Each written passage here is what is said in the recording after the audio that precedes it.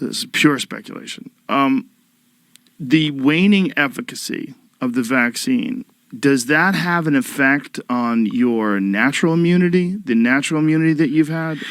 So you're now opening up the big can of whoop-ass. Is that ADE? ADE, so that's a whole nother rabbit hole, and I like to call it vaccine-enhanced infection or disease, because ADE is just one subset of that. Okay.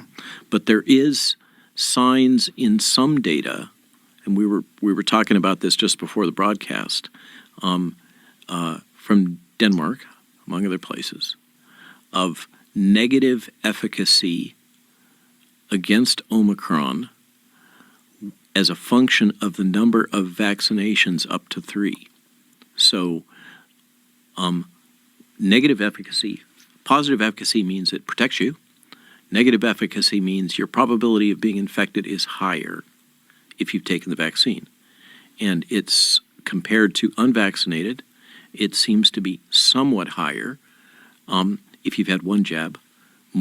Even worse, even more likely to get infected if you've had 2 jabs, even more likely to get infected if you had 3 jabs. Now, don't jump straight to ADE, because the problem, just to illustrate this confounding variable problem, which is what all the statisticians argue about endlessly, is that there's all kinds of things that can complicate this interpretation. I'm going to give you the simple one.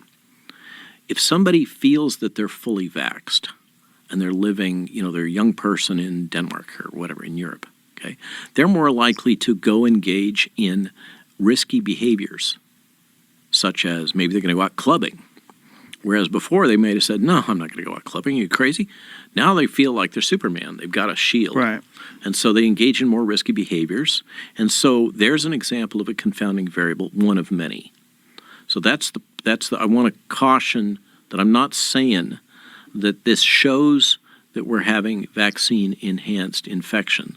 I'm saying that this is a risk which the FDA knew about, explicitly identified, told the vaccine manufacturers they should set up studies to detect whether or not it's happening, but didn't force them to do it. This is another one of the huge FDA fails here.